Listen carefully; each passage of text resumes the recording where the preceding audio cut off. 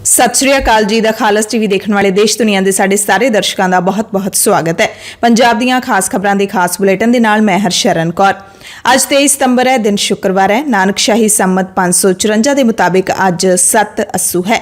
खबरां दे इस खास बुलेटिन दे विच तुहानूं सारियां वड्डियां ताज़ा ते अहम खबरां दस दिंदे हां। पंजाब दे राजपाल दे वल्लों विशेष इजलास रद्द करन तो बाद पंजाब सरकार ते राजपाल आमो सामने हो गए ने। सरकार ने 27 नूं मुड़ इजलास सद लिया है। आम आदमी पार्टी दी सारी सरकार ने शांति मार्च कढ़िया कल ते बीजेपी ने मुख्यमंत्री भगवंत मान की रिहायश वाल मार्च किया, जिन्हां ते पुलिस ने लाठीचार्ज भी किया। राजपाल के फैसले खिलाफ सरकार ने सुप्रीम कोर्ट जाने का भी ऐलान कर दिता है। विरोधी धिर के लीडर प्रताप सिंह बाजवा ने कहा है कि 27 के विशेष इजलास के विच पंजाब के पक्ष के मुद्दे विचारे जाण। अपनियां मंगां दे लई संघर्ष करदिआं होइआं कल उगराहां जथेबंदी की अगवाई दे विच पंजाब के किसानां ने 3 घंटे रेलां रोक के रखियां अते इल्जाम लाया कि आम आदमी पार्टी की सरकार भी रवायती पार्टियां दे राह ते तुर पई है। किसानां दीआं मंगां नहीं मन्नियां जा रहीआं। पंजाब ते हरियाणा हाईकोर्ट दे विच पंजाब सरकार दी घर घर आटा वंडण दी योजना नूं चुनौती देण वाली पटीशन ते सुणवाई हुण डबल बेंच करेगा, जिस नाल फिलहाल पंजाब सरकार नूं राहत मिल गई है। हालांकि 1 अक्तूबर तो योजना शुरू होनी सी। पहला तो यह सी कि योजना ते रोक लग गई है शुरू होने तो पहले ही, पर हुण भी 8 दिनां दे विच सुणवाई च कुछ निबड़दा है जां नहीं, ये कुछ कहा नहीं जा सकदा। पर हुण हाईकोर्ट दा डबल बेंच इस दी सुणवाई करेगा। इस मामले की सुणवाई सिंगल बेंच ने कीती सी, जबकि अजिहे मामले की सुणवाई डबल बेंच ही कर सकता है। जस्टिस विकास सूरी ने इस पटीशन नूं रजिस्ट्री ब्रांच नूं भेज दिता है, जिस वल्लों यह मामला डबल बेंच नूं भेजिया जाना है। ते जे हुण स्पष्ट हो चुकिया कि मामला सिंगल बेंच के दायरे विच ही नहीं आउंदा सी, तां सिंगल बेंच वल्लों लिया गया फैसला भी एक तरीके दे नाल रद्द हो गया ही समझिया जाऊगा। इस मामले की सुणवाई हुण चीफ जस्टिस के बेंच वल्लों कीते जाण दी संभावना है। एक तरीके नाल कहा जा सकता है कि योजना शुरू होने का राह पद्धरा हो गया, पर शुरू मुड़ तो कदों होवेगी इस बारे स्पष्ट तौर पर कुछ नहीं कहा जा सकता। दरअसल डिपो होल्डर एसोसीएशन ने हाईकोर्ट दे विच इस योजना नूं चुनौती दित्ती सी। श्रोमणी गुरुद्वारा प्रबंधक कमेटी की आंतरिक कमेटी के वलों अज हरियाणा की वक्री कमेटी नूं सुप्रीम कोर्ट वलों मानता दिते जाण दे मुद्दे ते मीटिंग की जाएगी। कमेटी प्रधान एडवोकेट हरजिंदर सिंह धामी ने यह इकत्तरता अज चंडीगढ़ दे विच सदी है, पर मीटिंग दे विच फैसला की करना है इस बारे कुछ भी उन्होंने संकेत नहीं दिते। बस इन्ना ही पता लग्या कि HSGPC बारे अगली रणनीति तहत शायद सुप्रीम कोर्ट दे विच जाण लई चर्चा होवेगी। प्रधान ने इन्ना जरूर कहा कि सुप्रीम कोर्ट वालों कीते गए फैसले ते नजरसानी पटीशन दायर करन दा कानूनी राह खुला है, इसलिए चारजोई की जा रही है। धामी ने कहा कि इस मामले ते उन्होंने हरियाणा के मुख्यमंत्री मनोहर लाल खट्टर नूं मिलण दा भी समां मंगिया सी, पर उन्होंने समां नहीं दिता। ते हुण श्रोमणी गुरुद्वारा प्रबंधक कमेटी समेत अकाली दल नूं जिहड़ा वड्डा संकट खड़ा होया वो ये है कि हरियाणा की कमेटी नूं मानता मिलण तो बाद हुण चंडीगढ़ ते हिमाचल की भी वक्री गुरुद्वारा प्रबंधक कमेटी की मंग उठण लग पई है। यह मंग पंथक विचार मंच चंडीगढ़ के प्रधान बलजीत सिंह खालसा दे वल्लों कीती गई है। उन्होंने कहा कि चंडीगढ़ विचले श्रोमणी कमेटी अधीन आउंदे 3 गुरुद्वारिਆਂ की हालत होरनां गुरुद्वारिਆਂ नालों सुधारन की लोड़ है, पर कमेटी ने कदे प्रबंधां वल ध्यान नहीं दिता। पंजाब एग्रीकल्चर यूनिवर्सिटी यानी कि PAU लुधियाना दे विच किसान ते पशु मेले का अज तो आगाज होवेगा। कल तक चलण वाले 2 दिना मेले दीआं तैयारियां मुकम्मल कर लईआं गईआं ने। इस वारी मुख्य मंत्री भगवंत सिंह मान मुख्य मेहमान वजों, जबकि कैबिनेट मंत्री कुलदीप सिंह धालीवाल विशेष मेहमान वजों शिरकत करनगे। यूनीवर्सिटी के उप कुलपति डॉक्टर सतबीर सिंह गोसल ने कहा कि यह मेला पेंडू लोकां विच सुधरे हुए ज्ञान के प्रसार विच अहम भूमिका निभाउंदा है। फलां दे बूटे फल विग्यान विभाग के बागां नेड़े फुल गेट नंबर 2 के नेड़ियों खरीदे जा सकते हैं। हालांकि पिछले 2 दिनों तो रुक रुक के पै रहा मींह किसान मेले दीआं रौनकां जरूर घटा सकता है। मौसम विभाग मुताबिक 24 घंटिया दौरान लुधियाना ते इसके नाल लगदे इलाकों में टुटवीं बदलबाई बने रहन कारण किते किते छिट्टे पैण की संभावना है। गुरु अंगद देव वैटरनरी ते एनीमल साइंस यूनीवर्सिटी लुधियाना का 2 रोज़ा पशु पालन मेला भी अज शुरू होकर कल तक चलेगा। इस मेले का नारा विज्ञान का फड़ो लड़ सिखरां ते जाओ चढ़ रखा गया। इस मेले दे विच कई नवीं जानकारियां ते वेखणयोग चीज़ां मिलणगियां।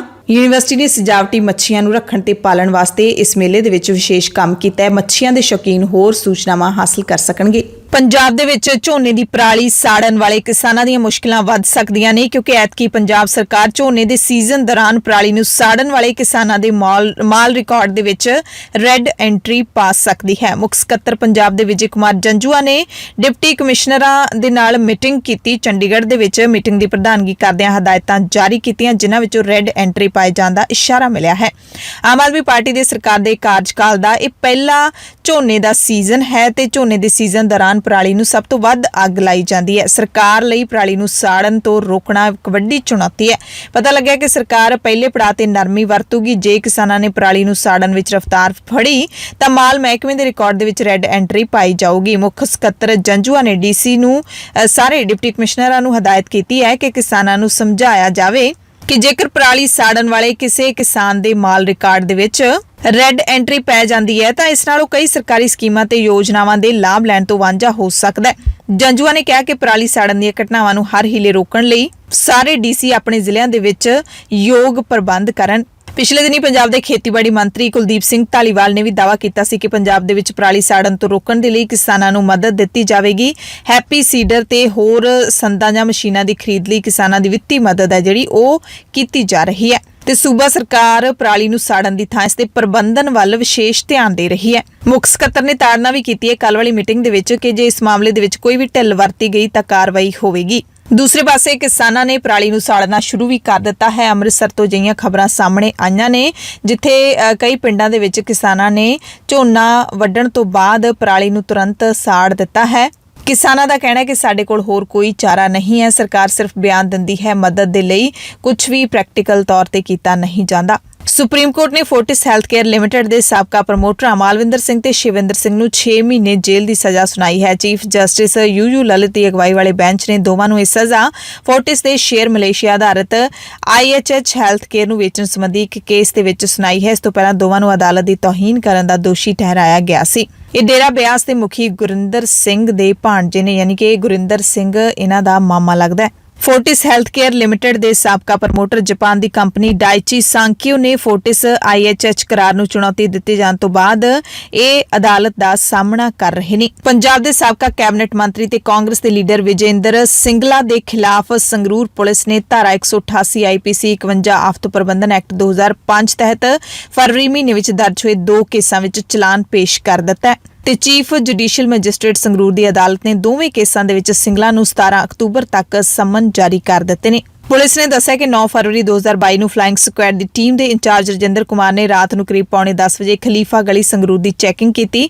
ਉੱਥੇ ਕਾਂਗਰਸੀ ਉਮੀਦਵਾਰ ਵਿਜੇਂਦਰ ਸਿੰਗਲਾ ਚੋਣ ਜ਼ਾਬਤੇ ਦੀ ਉਲੰਘਣਾ ਕਰਕੇ ਸੜਕ ਦੇ 70-80 ਅਣਪਛਾਤੇ ਵਿਅਕਤੀਆਂ ਦੀ ਜਿਹੜੀ ਸਿਆਸੀ ਰੈਲੀ ਹੈ ਉਹ ਕਰ ਰਹੇ ਸੀ, ਉਹਨਾਂ ਨਾਲ ਮੀਟਿੰਗ ਕਰ ਰਹੇ ਸੀ ਤੇ ਇਸ ਤਰ੍ਹਾਂ ਬਿਨਾਂ ਪ੍ਰਵਾਨਗੀ ਤੋਂ ਮੀਟਿੰਗ ਕਰਕੇ ਉਹਨਾਂ ਨੇ COVID-19 ਦੇ ਨਿਯਮਾਂ ਦੀ ਉਲੰਘਣਾ ਕੀਤੀ, ਜਿਸ ਕਰਕੇ ਸਿੰਗਲਾ ਦੇ ਖਿਲਾਫ ਕੇਸ ਦਰਜ ਕੀਤਾ ਗਿਆ ਸੀ। ਤੇ ਉਸੇ 12 ਫਰਵਰੀ ਦੀ ਰਾਤ ਨੂੰ ਸਿੰਗਲਾ ਨੇ ਫਿਰ 10:30 ਵਜੇ 200 ਤੋਂ ਲੈ ਕੇ 250 ਜਣਿਆਂ ਦੇ ਨਾਲ ਮੀਟਿੰਗ ਕੀਤੀ, ਕੋਵਿਡ ਨਿਯਮਾਂ ਦੀ ਉਲੰਘਣਾ ਕੀਤੀ। ਫਿਰ ਇੱਕ ਹੋਰ ਕੇਸ ਦਰਜ ਕੀਤਾ ਗਿਆ, ਜਦਕਿ ਵਿਜੇਂਦਰ ਸਿੰਗਲਾ ਨੇ ਕਿਹਾ ਕਿ ਮੈਨੂੰ ਤਾਂ ਕੋਵਿਡ ਨਿਯਮਾਂ ਦੀ ਉਲੰਘਣਾ ਕੀਤੇ ਜਾਣ ਬਾਰੇ ਜਾਣਕਾਰੀ ਅੱਜ ਹੀ ਮਿਲੀ ਹੈ। ਅਦਾਲਤ ਤੇ ਕਹਿੰਦੇ ਪੂਰਾ ਭਰੋਸਾ ਹੈ, ਅਦਾਲਤ ਵਿੱਚ ਆਪਣਾ ਪੱਖ ਰੱਖੂੰਗਾ। ਪੰਜਾਬ ਸਰਕਾਰ ਦੇ ਮਾਈਨਿੰਗ ਵਿਭਾਗ ਨੇ ਵੀ ਨਵੇਂ ਫਰਮਾਨ ਜਾਰੀ ਕੀਤੇ ਨੇ। ਹੁਣ ਹਿਮਾਚਲ ਪ੍ਰਦੇਸ਼ ਤੋਂ ਆਉਣ ਵਾਲੇ ਖਣਿਜ ਪਦਾਰਥਾਂ ਤੇ 7 ਰੁਪਏ ਪ੍ਰਤੀ ਫੁੱਟ ਜੁਰਮਾਨਾ ਵਸੂਲਣ ਦੇ ਨਿਰਦੇਸ਼ ਜਾਰੀ ਕੀਤੇ ਨੇ, ਜਿਸ ਨੂੰ ਰਾਇਲਟੀ ਵੀ ਕਿਹਾ ਜਾਂਦਾ ਹੈ। ਨਿਰਦੇਸ਼ਾਂ ਤੇ ਅਮਲ ਕਰਦਿਆਂ ਨਾਕਾਬੰਦੀ ਕਰਕੇ ਵਸੂਲੀ ਸ਼ੁਰੂ ਵੀ ਕਰ ਦਿੱਤੀ ਗਈ ਹੈ। ਪੰਜਾਬ ਦੇ ਵਿੱਚ ਮਾਈਨਿੰਗ ਘੱਟ ਹੋਣ ਕਾਰਨ ਇੱਥੋਂ ਦੇ ਕ੍ਰੈਸ਼ਰ 70% ਤੋਂ ਵੱਧ ਬੰਦ ਪਏ ਨੇ, ਜਿਸ ਕਾਰਨ ਖਣਿਜ ਪਦਾਰਥਾਂ ਦੀ ਪੂਰਤੀ ਲਈ ਟਿੱਪਰ ਤੇ ਟਰੱਕ ਗੁਆਂਢੀ ਸੂਬੇ ਹਿਮਾਚਲ ਪ੍ਰਦੇਸ਼ ਤੋਂ ਰੇਤਾ ਤੇ ਬਜਰੀ ਲਿਆ ਕੇ ਸਪਲਾਈ ਕਰ ਰਹੇ ਨੇ।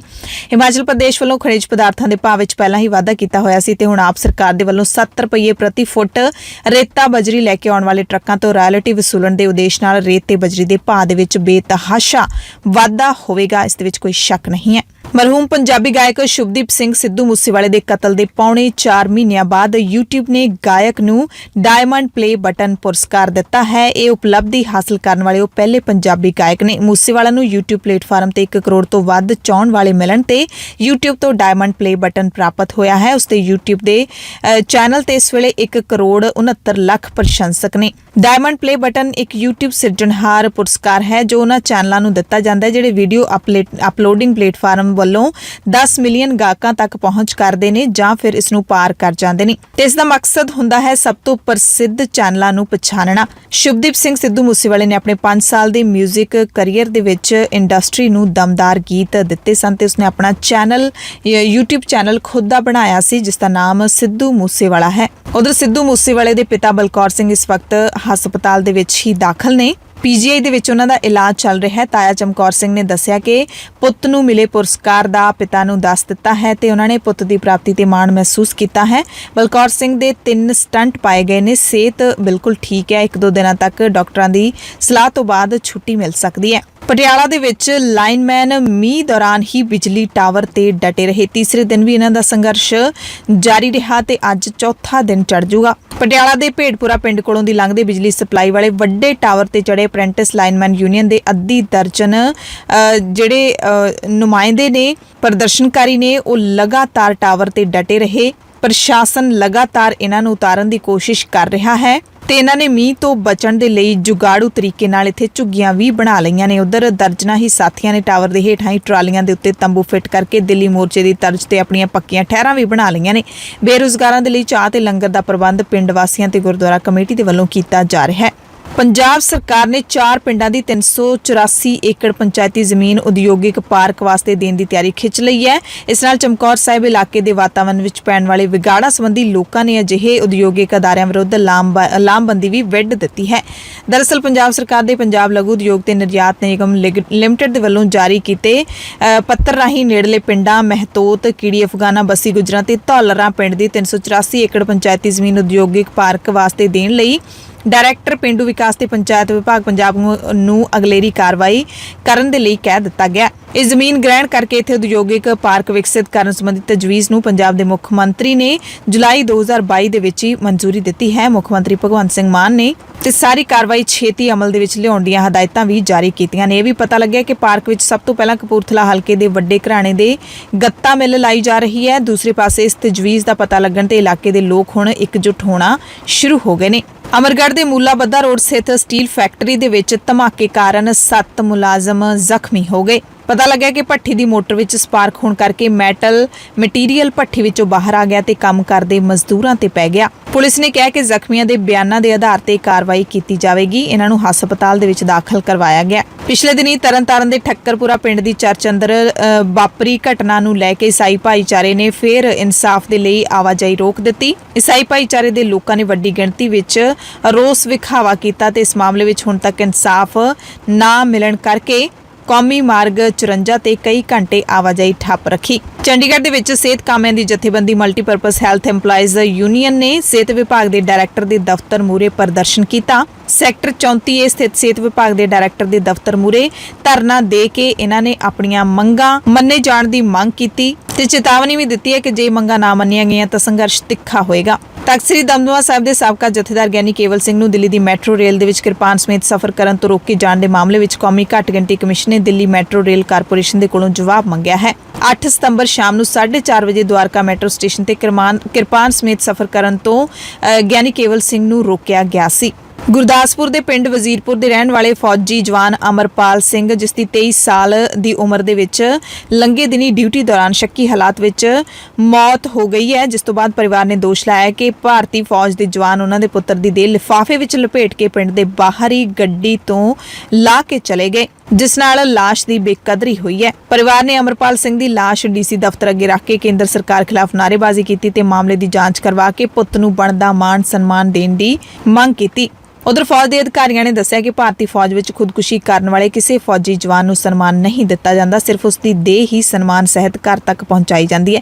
ਨਾ ਤਾਂ ਲਾਸ਼ ਨੂੰ ਤਿਰੰਗੇ ਵਿੱਚ ਲਪੇਟਿਆ ਜਾਂਦਾ, ਨਾ ਹੀ ਸੰਸਕਾਰ ਸਮੇਂ ਸਲਾਮੀ ਦਿੱਤੀ ਜਾਂਦੀ ਹੈ। ਪੰਜਾਬ ਦੀਆਂ ਖਾਸ ਖਬਰਾਂ ਦੇ ਖਾਸ ਬੁਲੇਟਿਨ ਦੇ ਵਿੱਚ ਕੁਝ ਹੋਰ ਖਬਰਾਂ ਵਿਸਥਾਰ ਦੇ ਨਾਲ। ਪੰਜਾਬ ਦੇ ਕਈ ਹਿੱਸਿਆਂ ਦੇ ਵਿੱਚ ਵੀਰਵਾਰ ਨੂੰ ਵੀ ਮੀਂਹ ਪਿਆ। ਮੰਗਲਵਾਰ ਤੇ ਬੁੱਧਵਾਰ ਨੂੰ ਵੀ ਪੰਜਾਬ ਦੇ ਕਈ ਜ਼ਿਲ੍ਹਿਆਂ ਦੇ ਵਿੱਚ ਮੀਂਹ ਪਿਆ ਸੀ। ਮੌਸਮ ਵਿਗਿਆਨੀਆਂ ਦੇ ਮੁਤਾਬਿਕ ਆਉਣ ਵਾਲੇ 3-4 ਦਿਨਾਂ ਦੇ ਦੌਰਾਨ ਕੁਝ ਇਲਾਕਿਆਂ ਦੇ ਵਿੱਚ ਫਿਰ ਹਲਕਾ ਮੀਂਹ ਪੈ ਸਕਦਾ ਹੈ ਤੇ ਇਸ ਮੀਂਹ ਨੇ ਕਿਸਾਨਾਂ ਨੂੰ ਜ਼ਰੂਰ ਚਿੰਤਾ ਦੇ ਵਿੱਚ ਪਾ ਦਿੱਤਾ ਹੈ। ਆਮ ਲੋਕਾਂ ਨੇ ਗਰਮੀ ਤੋਂ ਰਾਹਤ ਮਹਿਸੂਸ ਜ਼ਰੂਰ ਕੀਤੀ ਹੈ, ਪਰ ਪੰਜਾਬ ਦੇ ਕਈ ਇਲਾਕਿਆਂ ਦੇ ਵਿੱਚ ਅਗੇਤਾ ਝੋਨਾ ਪੱਕ ਕੇ ਤਿਆਰ ਹੈ। ਕਈ ਥਾਵਾਂ ਤੇ ਮੰਡੀਆਂ ਦੇ ਵਿੱਚ ਵੀ ਪਹੁੰਚ ਚੁੱਕਿਆ ਹੈ ਤੇ ਕਈ ਥਾਵਾਂ ਤੇ ਮੰਡੀਆਂ 'ਚ ਪਹੁੰਚੇ ਝੋਨੇ ਦੀ ਫਸਲ ਨੂੰ ਨੁਕਸਾਨ ਵੀ ਪਹੁੰਚਿਆ ਹੈ। ਤੇ ਜਿਹੜਾ ਇਹ ਮੀਂਹ ਪੈ ਰਿਹਾ ਹੈ, ਇਹਦੇ ਨਾਲ ਜਿੱਥੇ ਖੇਤਾਂ ਵਿੱਚ ਤਿਆਰ ਖੜੀ ਫਸਲ ਦੀ ਵਾਢੀ 'ਚ ਦੇਰੀ ਹੋਊਗੀ, ਉੱਥੇ ਬਾਸਮਤੀ ਤੇ ਅਗੇਤੀ ਫਸਲ ਬੀਜਣ ਵਾਲਿਆਂ ਨੂੰ ਵੀ ਕਾਫੀ ਦਿੱਕਤਾਂ ਦਾ ਸਾਹਮਣਾ ਕਰਨਾ ਪੈ ਸਕਦਾ ਹੈ। पंजाब सरकार ने 1 अक्तूबर तो सरकारी खरीद करने का भी फैसला कर लिया है, ऐलान भी कर दिता है, पर अजिहे विच मीह ने जरूर रुकावट खड़ी कर दी है। अमरीकी डॉलर के मुकाबले रुपया हुण तक के सब तो हेठले पद्धर ते आ गया है। रुपया वीरवार नूं 51 पैसे होर डिग पिया। बाजार खुलण ते डॉलर के मुकाबले भारतीय रुपये की कीमत 80 रुपये 47 पैसे दर्ज की गई। गिरावट फैडरल रिजर्व बैंक के वल्लों ब्याज दरां वधाउण तो बाद दर्ज की गई। इत्थे हुण ਇਹ हर एक दे मन विच सवाल जरूर आउंदा होएगा कि डॉलर आखिरकार मजबूत क्यों हो रहा है। दरअसल अमरीका की अर्थव्यवस्था कोरोना महामारी तो बाद चंगा प्रदर्शन कर रही है, यानी कि उत्थे इन्नी महंगाई भी नहीं वध रही ते रोजगार की स्थिति है जिहड़ी वो मजबूत है। महंगाई की दर उत्थे पहला ही उच्ची जरूर होई पई है, पर ये लगातार नहीं वध रही, ये भी स्थिर खड़ी है ते रोजगार की स्थिति है जिहड़ी वो भी मजबूत है। यानी कि जे महंगाई है तां लोकां कोले नौकरियां भी हैगियां ने, होर सैक्टर भी अमरीका दे विच चंगा काम कर रहे ने। फैडरल रिजर्व भी महंगाई नूं कंट्रोल करन दे लई सख्त कदम चुक रहा है, जिस करके डॉलर लगातार मजबूत हो रहा है। अते मोदी सरकार दे लई यह बहुत नमोशी वाली गल कही जा सकती है। भावें सरकार ने नमोशी जिहड़ी झल्ली नहीं है, पर नमोशी वाली गल जरूर है कि रुपया होर होर डिग रहा है। कोई वक्त हुंदा सी जदों अमरीका दा डॉलर ते भारत दा रुपया इक्को जिहे हुंदे सी। कोई वक्त वो भी हुंदा सी जदों भारत दा रुपया अमरीका दे डॉलर तो महंगा होया करदा सी।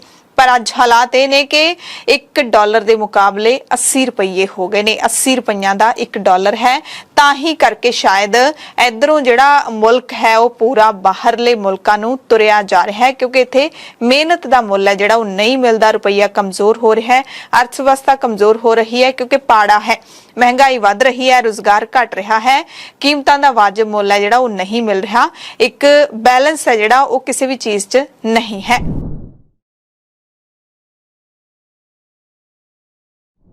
ते जे डॉलर लगातार मजबूत हो रहा है तो इसका भी की मतलब है, ये भी आप थोड़ा जा समझ लेने हाँ कि डॉलर की ताकत का की मतलब है। जे तुसी अमरीका जाते हो तो थानू अपने नाल उत्थों की करंसी जरूर ले जानी पवेगी, यानी कि US डॉलर ले जाने पैणगे। ते बाजार का एक नियम हुंदा है कि जे तुसी इत्थों कोई चीज़ खरीदते हो तो थानू महंगी मिलूगी, उही चीज़ जे तुसी वेचते हो तो थानू है जिहड़ा ओह सस्ते भाव करके वेचनी पऊगी। जे तुसी इत्थे $1 लेना तो थानू 80 रुपये 38 पैसे नहीं, बल्कि 80 रुपये 38 तो वध हो सकता है 81 82 83 84 भी देने पैण जे डॉलर की जिहड़ी मांग है वो बहुत ज्यादा होवे। ते जे कोई अमरीका तो भारत आउंदा ते उन्हें डॉलर वेचने होण तां उहनूं घट रेट है जिहड़ा वो मिलूगा। कौमांतरी व्यापार डॉलर की मजबूती दे नाल सब तो वध प्रभावित हुंदा है, क्योंकि भारत ज्यादातर मुल्कां दे नाल डॉलर दे विच व्यापार करदा है ते उंज भी डॉलर नूं एक इंटरनेशनल करंसी मन्निया जांदा है। US दा डॉलर है जिहड़ा बहुत सारे मुल्कां दे विच विकदा है, उसनूं प्रवान किया जाता है, पर भारतीय रुपये नूं हर किते नहीं वेचा जा सकता। यानी कि भारतीय रुपये नूं हर मुल्क दे विच जाके आपां उहदे नाल भारतीय रुपये दे नाल खरीदारी नहीं कर सकते, जबकि US डॉलर दे नाल बहुत थावां ते खरीदारी कर सकते हैं। ते डॉलर लगातार मजबूत होंदा जा रहा है। पैसे टक्के दे नाल जुड़ियां होर भी 1-2 खबरां तुहानूं दस दिंदे आ।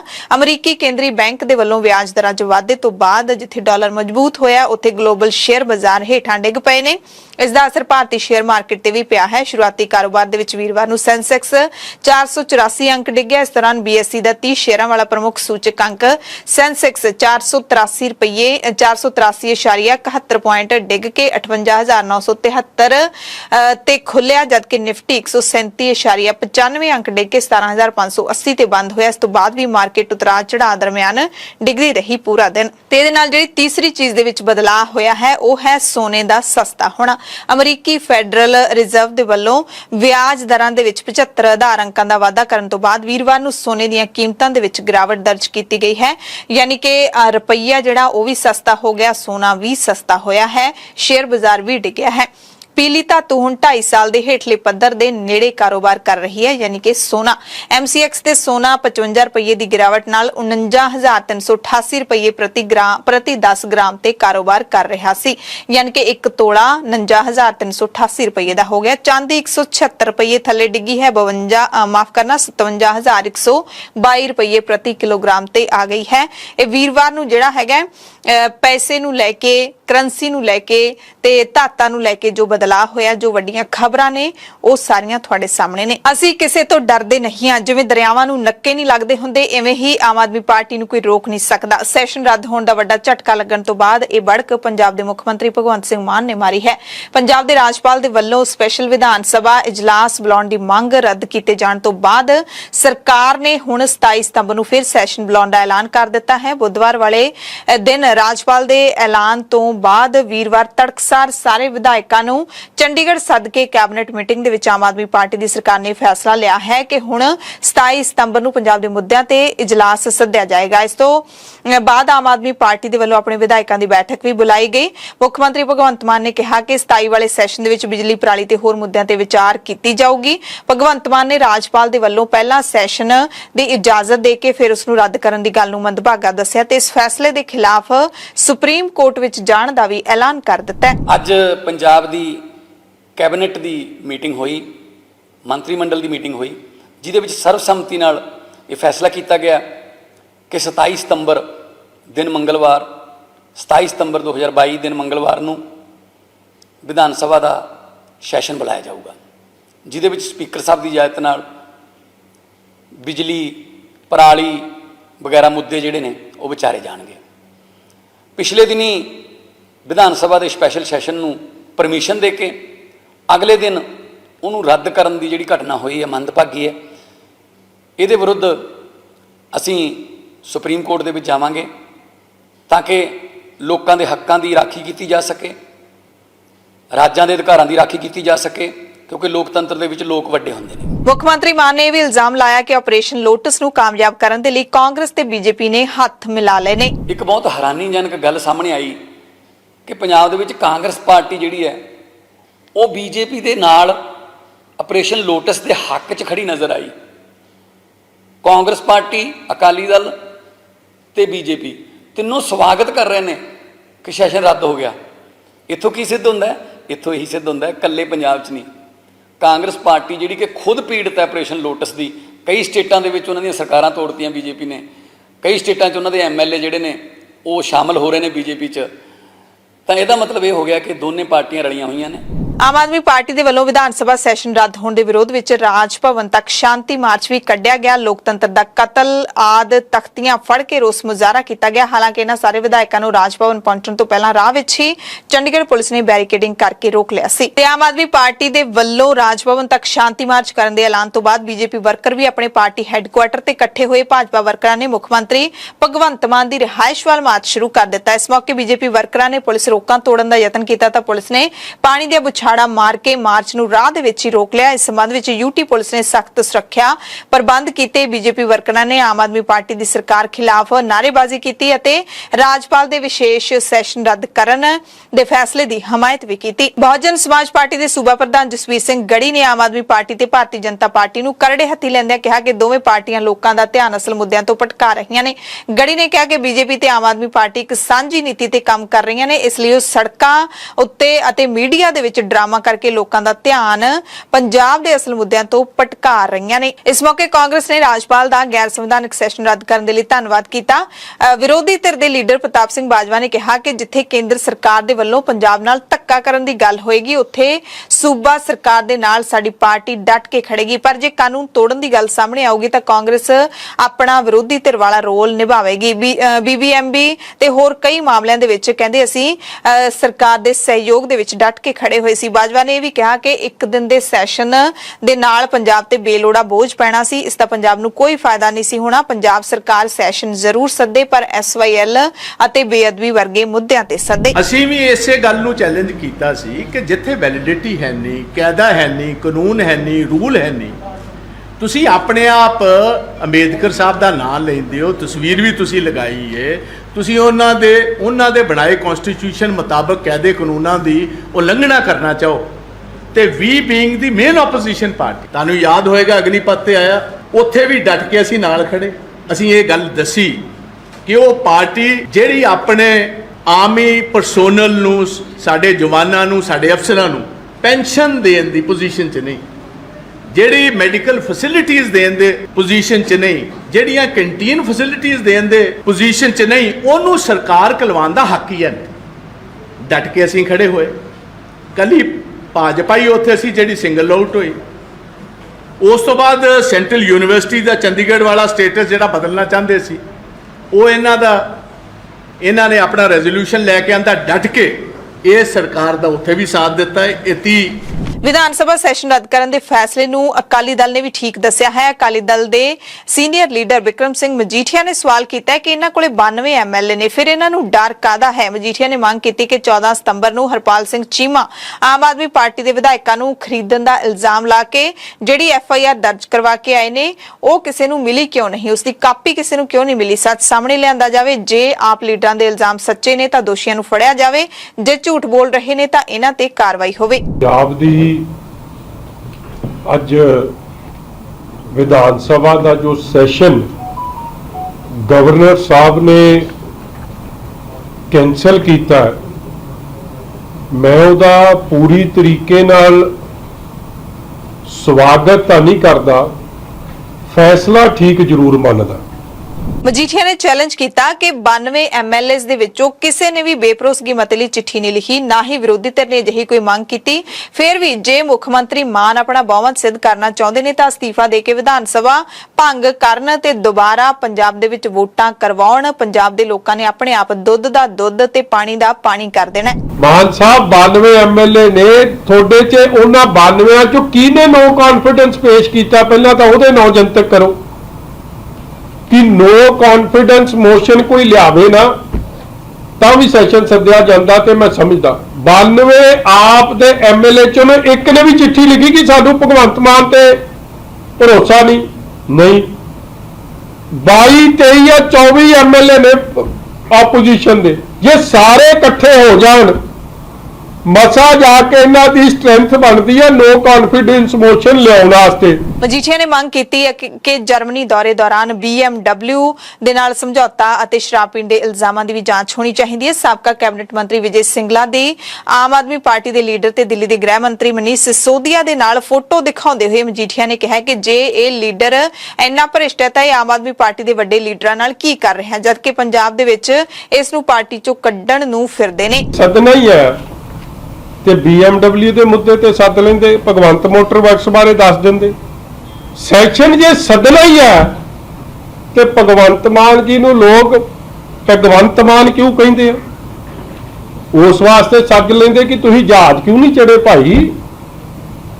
ਮਤਲਬ ਇਹ ਵੀ ਪਹਿਲੀ ਵਾਰੀ ਹੋਇਆ। ਦੇਖੋ ਇਹ ਜਿਹੜੇ ਆਰੋਪ ਹੈ ਨਾ, ਇਹਨਾਂ ਤੇ ਨਵੇਂ ਨਹੀਂ ਆ। ਮੈਂ ਕੱਲ ਇੱਕ ਵੀਡੀਓ ਵੇਖ ਰਿਹਾ ਸੀ, ਵੈਸੇ ਉਹ ਵੀ ਸੁਣਾਈ ਦੇ ਕੇਜਰੀਵਾਲ ਸਾਹਿਬ ਦੀ, ਕਹਿੰਦਾ ਲੋਕਾਂ ਨੇ ਬਲੀਦਾਨ ਦਿੱਤਾ, ਸਾਡੇ ਨੇ ਦੇਖੋ ਕਿੱਡੀ ਵੱਡੀ ਕੁਰਬਾਨੀ ਦਿੱਤੀ ਹੈ। ਵੀਰਵਾਰ ਨੂੰ ਪੂਰੇ ਪੰਜਾਬ ਦੇ ਵਿੱਚ ਭਾਰਤੀ ਕਿਸਾਨ ਯੂਨੀਅਨ ਉਗਰਾਹਾਂ ਦੀ ਅਗਵਾਈ ਦੇ ਵਿੱਚ ਦੁਪਹਿਰੇ 12 ਵਜੇ ਤੋਂ ਲੈ ਕੇ 3 ਵਜੇ ਤੱਕ ਰੇਲਾਂ ਰੋਕੀਆਂ ਗਈਆਂ। ਪੰਜਾਬ ਭਰ ਦੇ ਵਿੱਚ ਕਿਸਾਨੀ ਮੰਗਾਂ ਨੂੰ ਲੈ ਕੇ ਪੰਜਾਬ ਅਤੇ ਕੇਂਦਰ ਸਰਕਾਰ ਦੇ ਖਿਲਾਫ ਰੋਸ ਮੁਜ਼ਾਹਰੇ ਕੀਤੇ ਗਏ। ਮਾਨਸਾ ਦੀਆਂ ਤਸਵੀਰਾਂ ਦਿਖਾ ਰਹੇ ਹਾਂ ਜਿੱਥੇ ਕਿਸਾਨਾਂ ਨੇ ਦਿੱਲੀ ਫਿਰੋਜ਼ਪੁਰ ਰੇਲਵੇ ਲਾਈਨ ਬੰਦ ਕਰ ਦਿੱਤੀ। ਕਿਸਾਨਾਂ ਨੇ ਕਿਹਾ ਕਿ ਕੇਂਦਰ ਤੇ ਪੰਜਾਬ ਸਰਕਾਰ ਹਰ ਦਿਨ ਕਿਸਾਨ ਵਿਰੋਧੀ ਫੈਸਲੇ ਕਰ ਰਹੀਆਂ ਨੇ, ਜਿਸ ਕਰਕੇ ਉਹਨਾਂ ਨੂੰ ਸੜਕਾਂ ਤੇ ਉਤਰਨ ਲਈ ਮਜਬੂਰ ਹੋਣਾ ਪੈ ਰਿਹਾ ਹੈ। ਕਿਸਾਨਾਂ ਨੇ ਆਪਣੀਆਂ ਮੰਗਾਂ ਦੱਸੀਆਂ ਨੇ ਕਿ ਕਿਹੜੀਆਂ-ਕਿਹੜੀਆਂ ਮੰਗਾਂ ਨੂੰ ਲੈ ਕੇ ਉਹਨਾਂ ਨੇ ਪ੍ਰਦਰਸ਼ਨ ਕੀਤਾ ਹੈ। ਤੇ ਜੋ ਪਿਛਲੀਆਂ ਸਰਕਾਰਾਂ ਕਰਦੀਆਂ ਸੀ ਉਹੀ ਕੁਝ ਹੁਣੇ ਕਰ ਰਹੇ ਆ। ਉਵੇਂ ਮੁਲਾਜ਼ਮਾਂ ਤੇ ਡਾਂਗਾ, ਉਵੇਂ ਵਿਦਿਆਰਥੀਆਂ ਤੇ ਡਾਂਗਾ, ਉਵੇਂ ਮਜ਼ਦੂਰਾਂ ਨੇ 3 ਦਿਨਾਂ ਦਾ ਧਰਨਾ ਲਾਉਣਾ ਸੀ, ਦਫਾ 44 ਲੱਗ ਗਈਆਂ। ਉਵੇਂ ਕਿਸਾਨਾਂ ਦਾ ਜਿਹੜਾ ਮੁਆਵਜ਼ਾ ਰਹਿੰਦਾ ਪਿਛਲੇ ਸਾਲ ਦਾ ਨਰਮੇ ਦਾ, ਉਹ ਵੀ ਮੁਆਵਜ਼ਾ ਨਹੀਂ ਦਿੱਤਾ, ਹਜੇ ਬਹੁਤ ਜ਼ਿਆਦਾ ਰਹਿੰਦਾ। ਐਤਕੀ ਦੀਆਂ ਜਿਹੜੀਆਂ ਗਰਦੌਰੀਆਂ ਕਰਨ ਵਾਲੀਆਂ ਉਹ ਗਰਦੌਰੀਆਂ ਨਹੀਂ ਮਤਲਬ ਵੀ ਕਰ ਰਹੇ। ਤੇ ਨਾਲ ਦੀ ਨਾਲ ਜਿਹੜੀ ਮਜ਼ਦੂਰਾਂ ਨੂੰ ਪਿਛਲੇ ਸਾਲ ਦੀ ਚੁਗਾਈ ਦੀ 17% ਮੰਗ ਮੰਨੀ ਹੋਈ ਹੈ ਉਹ ਵੀ ਲਾਗੂ ਨਹੀਂ ਕਰ ਰਹੇ। ਤੇ ਉਲਟਾ ਪਿਛਲੀਆਂ ਸਰਕਾਰਾਂ ਨੇ ਇਹ ਕਿਹਾ ਸੀ ਕਿ 4 ਫੁੱਟ ਤੱਕ ਜ਼ਮੀਨ ਹੈ ਜਿਹੜੀ ਉਹ ਕਿਸਾਨ ਦੀ ਹੈ, ਤੇ ਬਠਿੰਡੇ ਦੇ ਵਿੱਚ 1 ਫੁੱਟ ਤੱਕ ਚੱਕਦਿਆਂ ਦਾ ਵੀ ਕਹਿਤਾ ਵੀ ਹੁਣ 1 ਫੁੱਟ ਤੋਂ ਥੱਲੇ ਜਿਹੜਾ ਹੋਊ ਤੇ ਪਰਚਾ ਦਰਜ ਹੋਊਗਾ।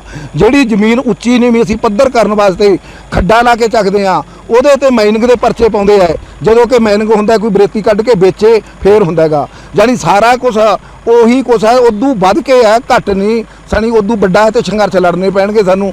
ਇਸ ਕਰਕੇ ਅੱਜ ਅਸੀਂ ਇੱਥੇ ਬੈਠੇ ਹਾਂ। ਆਮ ਆਦਮੀ ਪਾਰਟੀ ਦੇ ਹਲਕਾ ਭਦੌੜ ਤੋਂ ਵਿਧਾਇਕ ਲਾਭ ਸਿੰਘ ਉਗੋਕੇ ਨੇ ਆਪਣੇ ਸੋਸ਼ਲ ਮੀਡੀਆ ਪੇਜ ਤੇ ਸਪਸ਼ਟ ਕੀਤਾ ਹੈ ਕਿ ਉਹਨਾਂ ਦੇ ਪਿਤਾ ਨੇ ਖੁਦਕੁਸ਼ੀ ਨਹੀਂ ਕੀਤੀ ਹੈ। ਦਰਅਸਲ ਪੂਰਾ ਦਿਨ ਉਹਨਾਂ ਦੇ ਪਿਤਾ ਵੱਲੋਂ ਖੁਦਕੁਸ਼ੀ ਕੀਤੇ ਜਾਣ ਦੀਆਂ ਝੂਠੀਆਂ ਖਬਰਾਂ ਚੱਲਦੀਆਂ ਰਹੀਆਂ ਤਾਂ ਲਾਭ ਸਿੰਘ ਉਗੋਕੇ ਨੇ ਸਾਰਿਆਂ ਨੂੰ ਸੂਚਿਤ ਕੀਤਾ ਕਿ ਮੇਰੇ ਪਿਤਾ ਜੀ ਦੀ ਹਾਰਟਬੀਟ ਕਾਫੀ ਘੱਟ ਹੋਣ ਕਾਰਨ ਉਹਨਾਂ ਨੂੰ ਹਾਰਟ ਸੰਬੰਧੀ ਸਮੱਸਿਆ ਆਈ ਹੈ। ਡੀਐਮਸੀ ਹੀਰੋ ਹਾਰਟ ਦਾਖਲ ਕੀਤਾ ਗਿਆ ਹੈ। ਉਹਨਾਂ ਦੀ ਹਾਲਤ ਫਿਲਹਾਲ ਸਥਿਰ ਹੈ। ਵਾਹਿਗੁਰੂ ਜੀ ਕਿਰਪਾ ਕਰਨ। ਤੁਹਾਡੇ ਸਾਰਿਆਂ ਦੀਆਂ ਦੁਆਵਾਂ ਦੇ ਲਈ ਧੰਨਵਾਦ। ਹਰਿਆਣਾ ਸਿੱਖ ਗੁਰਦੁਆਰਾ ਪ੍ਰਬੰਧਕ ਕਮੇਟੀ ਦੇ ਹੱਕ ਵਿੱਚ ਸੁਪਰੀਮ ਕੋਰਟ ਦਾ ਫੈਸਲਾ ਆਉਣ ਤੋਂ ਬਾਅਦ ਹੁਣ ਹਰਿਆਣਾ ਦੇ ਸਿੱਖ ਲੀਡਰਾਂ ਨੇ ਉੱਥੋਂ ਦੇ ਗੁਰੂ ਘਰਾਂ ਦਾ ਪ੍ਰਬੰਧ ਆਪਣੇ ਹੱਥਾਂ ਵਿੱਚ ਲੈਣ ਦੀ ਕਵਾਇਦ ਸ਼ੁਰੂ ਕਰ ਦਿੱਤੀ ਹੈ। ਕੁਰੂਕਸ਼ੇਤਰ ਦੇ ਇਤਿਹਾਸਿਕ ਗੁਰਦੁਆਰਾ ਪਾਤਸ਼ਾਹੀ 6ਵੀਂ ਵਿਖੇ ਮੌਜੂਦਾ ਪ੍ਰਧਾਨ ਬਲਜੀਤ ਸਿੰਘ ਦਾਦੂਵਾਲਾ ਤੇ ਸਾਬਕਾ ਪ੍ਰਧਾਨ ਜਗਦੀਸ਼ ਸਿੰਘ ਝਿੰਡਾ ਪਹੁੰਚੇ। ਇੱਕੋ ਹੀ ਕਮਰੇ ਦੇ ਵਿੱਚ ਦੋਨੇ ਬੈਠੇ ਹੋਏ ਸਨ।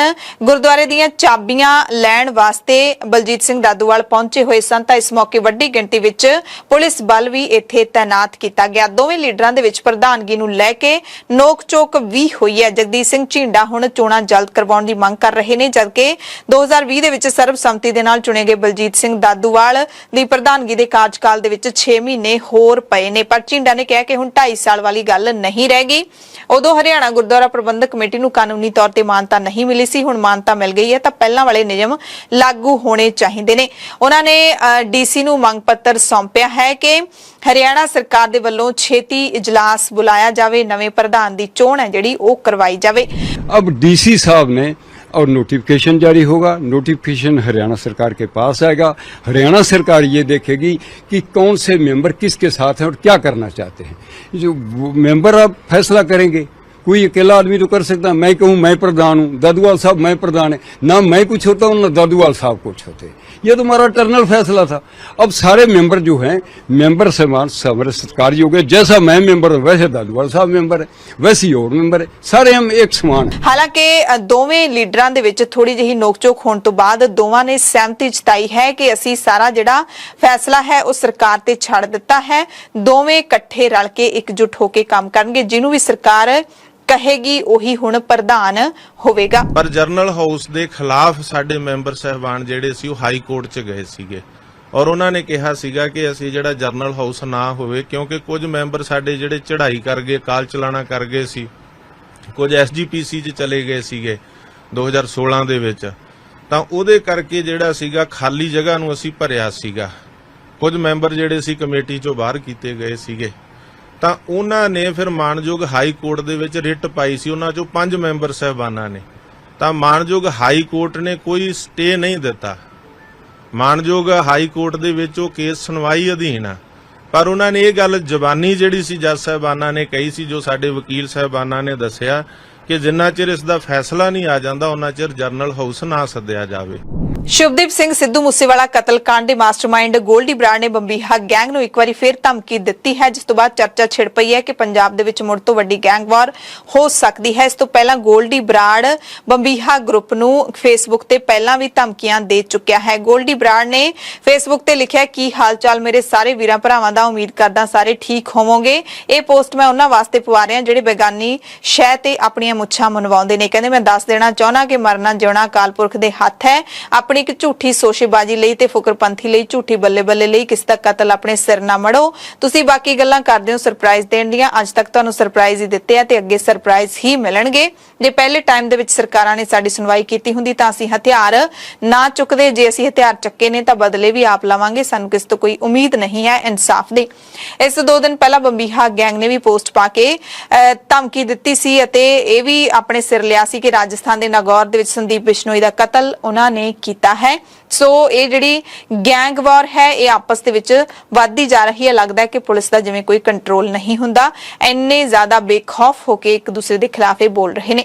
हैदराबाद तो खबर है जिथे भारत ते आस्ट्रेलिया दरमियान 25 सितंबर ਨੂੰ खेडे जाने वाले T20 मैच ਦੀਆਂ ਟਿਕਟਾਂ ਦੀ ਵਿਕਰੀ ਦੌਰਾਨ ਭੀੜ ਬੇਕਾਬੂ ਹੋ ਗਈ, ਜਿੱਥੇ ਕਈ ਜਣੇ ਜ਼ਖਮੀ ਹੋ ਗਏ। ਟਿਕਟਾਂ ਦੀ ਵਿਕਰੀ ਸਵੇਰੇ ਸ਼ੁਰੂ ਹੋਣੀ ਸੀ। ਲੋਕ ਲੰਗੀ ਰਾਤ ਤੋਂ ਸਟੇਡੀਅਮ ਦੇ ਬਾਹਰ ਇਕੱਠੇ ਹੋ ਚੁੱਕੇ ਸੀ। ਟਿਕਟ ਖਿੜਕੀ ਖੁੱਲਣ ਵੇਲੇ ਭੀੜ ਬੇਕਾਬੂ ਹੋ ਗਈ। ਧੱਕੇ ਮਾਰਨ ਕਰਕੇ ਕਈ ਜਣੇ ਹੇਠਾਂ ਆ ਗਏ। ਪੁਲਿਸ ਵੀ ਭੀੜ ਤੇ ਕਾਬੂ ਨਹੀਂ ਪਾ ਸਕੀ। ਹਾਲਾਂਕਿ ਰਾਹਤ ਹੈ ਕਿ ਕਿਸੇ ਦਾ ਵੀ ਜਾਨੀ ਨੁਕਸਾਨ ਹੈ ਜਿਹੜਾ ਮੌਤ ਪੱਖੋਂ ਨਹੀਂ ਹੋਇਆ ਹੈ, ਬਚਾ ਰਿਹਾ ਹੈ। ਭਾਰਤੀ ਮਹਿਲਾ ਕ੍ਰਿਕਟ ਟੀਮ ਟੀਮ ਨੇ 23 ਸਾਲਾਂ ਬਾਅਦ ਇੰਗਲੈਂਡ ਵਿੱਚ ਇੱਕ ਦਿਨਾਂ ਮੈਚਾਂ ਦੀ ਲੜੀ ਜਿੱਤ ਲਈ ਹੈ। ਭਾਰਤ ਨੇ ਕੈਂਟਬਰੀ ਦੇ ਵਿੱਚ ਪਹਿਲਾਂ ਬੱਲੇਬਾਜ਼ੀ ਕਰਦਿਆਂ 50 ਓਵਰਾਂ ਦੇ ਵਿੱਚ 5 ਵਿਕਟਾਂ ਦੇ ਨੁਕਸਾਨ ਨਾਲ 333 ਦੌੜਾਂ ਬਣਾਈਆਂ, ਜਦਕਿ ਇੰਗਲੈਂਡ ਦੀ ਪੂਰੀ ਟੀਮ 44 ਓਵਰਾਂ ਦੇ ਵਿੱਚ 245 ਦੌੜਾਂ ਤੇ ਹੀ ਆਊਟ ਹੋ ਗਈ। ਭਾਰਤੀ ਟੀਮ ਦੇ ਵੱਲੋਂ ਕਪਤਾਨ ਹਰਮਨਪ੍ਰੀਤ ਕੌਰ ਨੇ 111 ਗੇਂਦਾਂ ਵਿੱਚ 143 ਦੌੜਾਂ ਬਣਾਈਆਂ, 18 ਚੌਕੇ ਤੇ 4 ਛੱਕੇ ਜੜ ਦਿੱਤੇ ਤੇ ਇੰਗਲੈਂਡ ਖਿਲਾਫ ਸੈਂਕੜਾ ਬਣਾਉਣ ਵਾਲੀ ਉਹ ਏਸ਼ੀਆ ਦੀ ਪਹਿਲੀ ਕਪਤਾਨ ਬਣ ਗਈ ਹੈ। ਮਾਈਨਿੰਗ ਵਿਭਾਗ ਹੁਣ ਥਾਣਿਆਂ ਦੇ ਵਿੱਚ ਪੁਲਿਸ ਵੱਲੋਂ ਬਰਾਮਦ ਕੀਤੇ ਗਏ ਰੇਤੇ ਦੀ ਨਿਲਾਮੀ ਕਰੇਗਾ। ਇਸ ਦਾ ਭਾਅ 9 ਰੁਪਏ ਸਕੁਅਰ ਫੁੱਟ ਤੋਂ ਸ਼ੁਰੂ ਹੋਵੇਗਾ। ਫਾਜ਼ਿਲਕਾ ਦੇ ਵਿੱਚ ਥਾਣਿਆਂ 'ਚ ਬਰਾਮਦ ਰੇਤੇ ਦੀ ਹੁਣ ਨਿਲਾਮੀ ਕੀਤੀ ਜਾਵੇਗੀ। ਸਰਕਾਰੀ ਰੇਟ 9 ਰੁਪਏ ਸਕੁਅਰ ਫੁੱਟ ਤੋਂ ਨਿਲਾਮੀ ਸ਼ੁਰੂ ਹੋਏਗੀ। ਇਸ ਦੇ ਨਾਲ 5% GST ਵੀ ਲਾਇਆ ਜਾਏਗਾ। ਫਾਜ਼ਿਲਕਾ ਦੇ ਥਾਣੇ ਰੇਤੇ ਦੇ ਨਾਲ ਭਰੇ ਪਏ ਨੇ। ਸਦਰ ਥਾਣਾ ਦੇ SHO ਗੁਰਮੀਤ ਸਿੰਘ ਨੇ ਦੱਸਿਆ ਕਿ 23 ਤਰੀਕ ਨੂੰ ਇਸ ਰੇਤੇ ਦੀ ਨਿਲਾਮੀ ਹੋਵੇਗੀ। ਕੱਲੇ ਸਦਰ ਥਾਣੇ ਦੀ ਗੱਲ ਕੀਤੀ ਜਾਵੇ ਤਾਂ ਇੱਥੇ 18-19 ਹਜ਼ਾਰ ਸਕੁਅਰ ਫੁੱਟ ਰੇਤਾ ਥਾਣੇ ਦੇ ਵਿੱਚ ਬਰਾਮਦਗੀ ਵਾਲਾ ਹੀ ਪਿਆ ਹੈ। ਕੌਮੀ ਜਾਂਚ ਏਜੰਸੀ NIA ਨੇ ਦਹਿਸ਼ਤੀ ਕਾਰਵਾਈਆਂ ਕਰਨ ਸੰਬੰਧੀ popular front of India PFI ਅਤੇ ਉਸ ਨਾਲ ਜੁੜੀਆਂ ਜਥੇਬੰਦੀਆਂ ਦੇ ਟਿਕਾਣਿਆਂ ਤੇ ਛਾਪੇਮਾਰੀ ਕੀਤੀ ਹੈ। ਛਾਪੇ 11 ਸੂਬਿਆਂ ਦੇ ਵਿੱਚ ਮਾਰੇ ਗਏ, ਜਿਸ ਦੌਰਾਨ PFI ਦੇ ਕੌਮੀ ਪ੍ਰਧਾਨ OMS ਸਲਾਮ ਸਣੇ 106 ਜਣਿਆਂ ਨੂੰ ਹਿਰਾਸਤ ਵਿੱਚ ਲਿਆ ਗਿਆ ਹੈ। ਜਾਂਚ ਏਜੰਸੀ ਨੇ ਟੈਰਰ ਫੰਡਿੰਗ ਤੇ ਕੈਂਪ ਚਲਾਉਣ ਦੇ ਮਾਮਲੇ ਸੰਬੰਧੀ UP, ਕੇਰਲਾ, ਆਂਧਰਾ ਪ੍ਰਦੇਸ਼, ਤੇਲੰਗਾਨਾ, ਕਰਨਾਟਕਾ, ਤਾਮਿਲਨਾਡੂ ਆਦਿ ਥਾਵਾਂ ਤੇ ਜਾਂਚ ਕੀਤੀ। ਹੁਣ ਪੰਜਾਬ ਦੀ ਇੱਕ ਉਸ ਖਬਰ ਦੀ ਗੱਲ ਕਰਦੇ ਹਾਂ ਜਿਸ ਦੀ ਬਹੁਤ ਚਰਚਾ ਹੋਣ ਦੀ ਸੰਭਾਵਨਾ ਹੈ। ਪੰਥਕ ਰਾਜਨੀਤੀ ਵਿੱਚ ਵੀ ਅਤੇ ਸਿਆਸੀ ਰਾਜਨੀਤੀ ਦੇ ਵਿੱਚ ਵੀ ਇਸ ਦੀ ਚਰਚਾ ਹੋ ਸਕਦੀ ਹੈ। ਦਰਅਸਲ ਸ਼੍ਰੀ ਅਕਾਲ ਤਖਤ ਸਾਹਿਬ ਦੇ ਕਾਰਜਕਾਰੀ ਜਥੇਦਾਰ ਗਿਆਨੀ ਹਰਪ੍ਰੀਤ ਸਿੰਘ ਨੇ ਵੀਰਵਾਰ ਨੂੰ ਸ਼ਾਮ ਨੂੰ ਇੱਕ ਪੋਸਟ ਪਾਈ ਹੈ, ਜਿਸ ਦੇ ਵਿੱਚ ਕੈਪਸ਼ਨ ਸਿਰਫ 2 ਲਾਈਨਾਂ ਦੀ ਲਿਖੀ ਹੈ। ਕਦੇ ਸਾਡੇ ਵੀ ਝੰਡੇ ਝੂਲਦੇ ਸੀ, ਵੈਰੀਆਂ ਦੀ ਪੈਦਾ ਕੀਤੀ ਬੇਇਤਫਾਕੀ ਨੇ ਪੁੱਟ ਕੱਤੇ, ਖਾਲਸਾ ਰਾਜ ਤੇ ਵੱਖ-ਵੱਖ ਸਿੱਖ ਰਿਆਸਤਾਂ ਦੇ ਰਾਜਸੀ ਨਿਸ਼ਾਨ। ਸਭ ਤੋਂ ਪਹਿਲਾਂ ਕੇਸਰੀ ਪਰਚਮ ਜੋ 50 ਸਾਲ ਲਾਹੌਰ ਦੇ ਸ਼ਾਹੀ ਕਿਲੇ ਤੇ ਝੂਲਦਾ ਰਿਹਾ, ਨਾਲ ਮਹਾਰਾਜਾ ਰਣਜੀਤ ਸਿੰਘ ਦੀ ਤਸਵੀਰ ਵੀ ਲਾਈ ਹੋਈ ਹੈ। ਉਸ ਤੋਂ ਬਾਅਦ ਸਿੱਖ ਰਿਆਸਤ ਫਰੀਦਕੋਟ ਦਾ ਝੰਡਾ ਸਾਂਝਾ ਕੀਤਾ ਗਿਆ। ਸਿੱਖ ਰਿਆਸਤ ਕਪੂਰਥਲਾ ਦਾ ਝੰਡਾ ਬਹੁਤ ਹੀ ਖੂਬਸੂਰਤ ਝੰਡਾ ਹੈ। ਉਸ ਤੋਂ ਬਾਅਦ ਸਿੱਖ ਰਿਆਸਤ ਕਲਸੀਆਂ ਦਾ ਝੰਡਾ। ਉਸ ਤੋਂ ਅਗਲਾ ਆਉਂਦਾ ਹੈ ਕੈਥਲ ਦਾ ਝੰਡਾ। ਕੈਥਲ ਦੇ ਵਿੱਚ ਸਿੱਖ ਰਿਆਸਤ ਦਾ ਝੰਡਾ। ਫਿਰ ਸਿੱਖ ਰਿਆਸਤ ਜੀਂਦ ਦਾ ਝੰਡਾ, ਸਿੱਖ ਰਿਆਸਤ ਪਟਿਆਲਾ ਦਾ ਝੰਡਾ।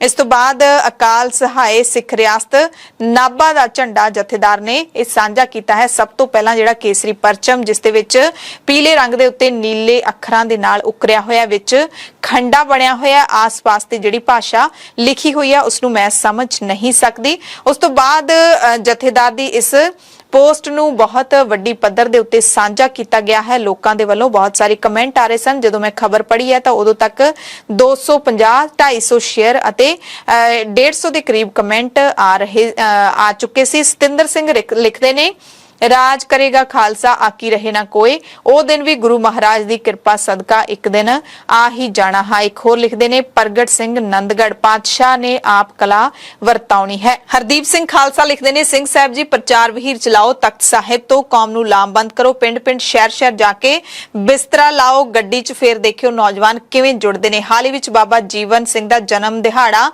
ਮਨਾ ਕੇ ਹਟਿਆ ਸਾਡੇ ਭਰਾ ਨੇ। ਇਹਨਾਂ ਨੇ ਆਪਣੇ ਸੀਮਿਤ ਸਾਧਨਾਂ ਦੇ ਨਾਲ ਮਨਾਇਆ ਜਨਮ ਦਿਹਾੜਾ। ਜਿਨ੍ਹਾਂ ਨੇ ਸੱਤਾ ਦੇ ਲਈ ਇਹਨਾਂ ਨੂੰ ਬੱਸਾਂ ਭਰ ਰੈਲੀਆਂ ਕਾਨਫਰੰਸਾਂ ਤੇ ਤੋਰਿਆ, ਉਹਨਾਂ ਨੂੰ ਵੀ ਚਾਹੀਦਾ ਸੀ ਕਿ ਮਹਾਨ ਸ਼ਹੀਦ ਗੁਰੂ ਕੇ ਬੇਟੇ ਦੇ ਜਨਮ ਦਿਹਾੜੇ ਨੂੰ ਸਾਰੇ ਰਲ ਕੇ ਮਨਾਉਂਦੇ। ਰਘੂਰਾਜ ਸਿੰਘ ਲਿਖਦੇ ਨੇ, ਕੌਮ ਦੇ ਵਿੱਚ ਹੀ ਗਦਾਰ ਪੈਦਾ ਹੋ ਗਏ ਜਿਨ੍ਹਾਂ ਨੇ ਸਿਆਸੀ ਤਾਕਤ ਹਾਸਲ ਕਰਨ ਲਈ ਸਭ ਕੁਝ ਦਾਅ ਤੇ ਲਾ ਦਿੱਤਾ। ਇੱਕ ਹੋਰ ਲਿਖਦੇ ਨੇ, ਬਲਜੀਤ ਸਿੰਘ ਧਨੌਲਾ ਕੇ ਸਿੰਘ ਸਾਹਿਬ ਜੀ ਆਪ ਜੀ ਨੂੰ ਬੇਨਤੀ, ਅੱਜ ਤੱਕ ਜੋ ਹੋਇਆ ਸੋ ਹੋਇਆ, ਕਿਰਪਾ ਕਰਕੇ ਹੁਣ ਤਨ ਮਨ ਦੇ ਨਾਲ ਕੌਮ ਦੀ ਸੇਵਾ ਵਿੱਚ ਕੋਈ ਕਮੀ ਨਾ ਛੱਡੀਏ। ਇੱਕ ਲਿਖਦੇ ਨੇ ਰੋਮੀ ਬੈਂਸ ਲਿਰਿਸਿਸਟ, ਉਹ ਲਿਖਦੇ ਨੇ, ਸਾਡੀ ਕੌਮ ਦੇ ਨਿਸ਼ਾਨ ਫੇਰ ਝੂਲ ਸਕਦੇ ਨੇ ਜੇ ਕੌਮ 'ਚ ਏਕਾ ਹੋ ਜਾਵੇ ਜਥੇਦਾਰ ਸਾਹਿਬ ਜੀ। ਸਵਰਨ ਸਿੰਘ ਲਿਖਦੇ ਨੇ, ਸਿੰਘ ਸਾਹਿਬ ਤੁਸੀਂ ਨਿਰਪੱਖ ਹੋ ਕੇ ਚੱਲੋ, ਸਾਰੇ ਸਿੱਖ ਧੜਿਆਂ ਨੂੰ ਇੱਕ ਕਰਕੇ ਲਹਿਰ ਚਲਾਓ, ਜਾਤ ਪਾਤ ਮਿਟਾਓ ਤੇ ਜਿਹੜੇ ਨਕਲੀ ਸਿੱਖ ਕੌਮ ਦੇ ਵਿੱਚ ਘੁਸਪੈਠ ਕਰ ਚੁੱਕੇ ਨੇ ਉਹਨਾਂ ਦੀ ਪਛਾਣ ਕਰਨੀ ਚਾਹੀਦੀ ਹੈ। ਜਿਸ ਦਿਨ ਤੁਸੀਂ ਧੜੇ ਛੱਡ ਕੇ ਕੌਮ ਦੀ ਅਗਵਾਈ ਕਰਨ ਲੱਗ ਪਾਓਗੇ, ਵਾਹਿਗੁਰੂ ਨੇ ਸਭ ਕੁਝ ਆਪੇ ਸਹੀ ਕਰ ਦੇਣਾ ਹੈ। ਪਰਮਜੀਤ ਲਿਖਦੇ ਨੇ, ਬਸੰਤੀ ਤੋਂ ਭਗਵੇਂ ਹੋ ਗਏ ਜੀ। ਸੋ ਬਹੁਤ ਸਾਰੇ ਲੋਕਾਂ ਨੇ ਆਪਣੇ ਕਮੈਂਟ ਲਿਖੇ ਨੇ। ਕੋਈ ਇਹਨਾਂ ਝੰਡਿਆਂ ਦੀ ਗੱਲ ਕਰ ਰਿਹਾ ਹੈ, ਨਿਸ਼ਾਨਾਂ ਦੀ ਗੱਲ ਕਰ ਰਿਹਾ ਹੈ, ਜਿਹੜੇ ਖਾਲਸਾ ਰਾਜ ਦੇ ਨਿਸ਼ਾਨ ਸਿੱਖ ਰਿਆਸਤਾਂ ਦੇ ਸਿਆਸੀ ਨਿਸ਼ਾਨ ਸਿੰਘ ਸਾਹਿਬ ਨੇ ਜਿਹੜਾ ਹੈਗਾ ਉਹ ਸਾਂਝੇ ਕੀਤੇ ਨੇ। ਸੋ ਇਹ ਸੁਨੇਹਾ ਜਿਹੜਾ ਇਹ ਪੋਸਟ ਹੈ ਸਾਂਝੀ ਕੀਤੀ ਗਈ ਹੈ ਜਥੇਦਾਰ ਹਰਪ੍ਰੀਤ ਸਿੰਘ ਦੇ ਵੱਲੋਂ। ਇਹ ਕੋਈ ਆਮ ਸਾਂਝੀ ਕੀਤੀ ਹੋਈ ਪੋਸਟ ਨਹੀਂ ਹੈ। ਸਿੱਖਾਂ ਦੇ ਅੰਦਰ ਮੁੜ ਤੋਂ ਰਾਜਸੀ ਜਿਹੜੀ ਲਾਲਸਾ ਹੈ ਉਹ ਪੈਦਾ ਕਰਨ ਦੀ ਭਾਵਨਾ ਦੇ ਨਾਲ ਸਾਂਝੀ ਕੀਤੀ ਗਈ ਪੋਸਟ ਹੈ। ਪੰਜਾਬ ਦੀਆਂ ਖਾਸ ਖਬਰਾਂ ਦੇ ਖਾਸ ਬੁਲੇਟਿਨ ਦੇ ਵਿੱਚ ਤੁਹਾਡੇ ਸਭ ਤੋਂ ਇਜਾਜ਼ਤ ਚਾਹੁੰਦੇ ਹਾਂ। ਧੰਨਵਾਦ।